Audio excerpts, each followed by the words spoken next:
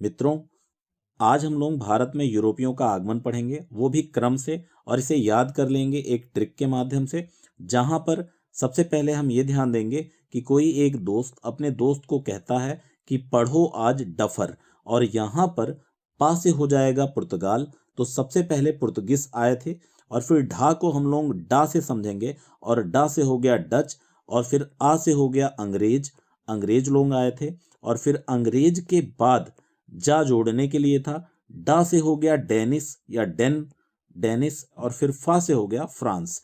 ये क्रम है मित्रों यूरोपियों का भारत में आने का। थोड़ी और बात कर लेते हैं।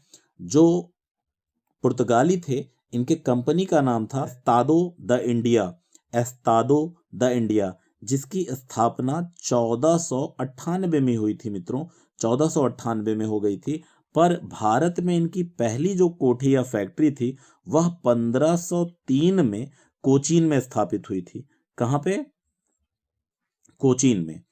चलिए आगे बढ़ते हैं। फिर ये हो गया डच, और डच की जो कंपनी थी उसको हम लोग डच ईस्ट इंडिया कंपनी कह सकते हैं, या फिर वेरेंगिदे ओस्ट इंडेस कंपनी। ठीक है। और इसकी स्थापना हो गई थी 1602 में, पर 1605 में मुसलीपट्टनम में पहली कोठी स्थापित हुई थी इनकी फैक्ट्री। और फिर बारी आती है आ से अंग्रेज की।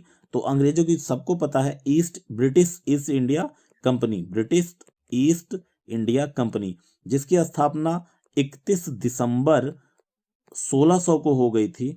और यह भारत में जो है सर्वप्रथम इसकी जो स्थापना हुई थी वह सूरत में हुई थी।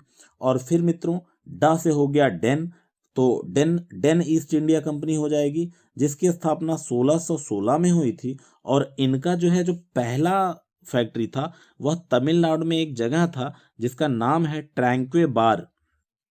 वहां से हो गया मित्रों फ्रांस, और फ्रांस की जो पहली कंपनी थी, फ्रांस की कंपनी थी, वह 1664 में इसकी स्थापना हुई। और जो ये लुई 14 थे, वहां के जो उस वक्त राजा थे लुई 14, इनके एक मंत्री थे जिनका नाम था मंत्री कोलबर्ट, जिनके प्रयासों से यह संभव हुआ।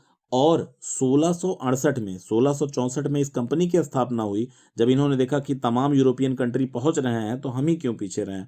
और 1668 में जाके इन्होंने प्रथम जो इनकी कोठी थी उसको सूरत में जाके स्थापित किया। और जो स्थापित करने वाले थे, कर्ता धर्ता थे, उनका नाम था फ्रैंक कैरो। क्या नाम था मित्रों? Frank Caro. ठीक है, मिलते हैं ऐसे ही किसी शॉर्ट वीडियो में। Thank you very much. तो चैनल सब्सक्राइब करिए। Thank you for watching.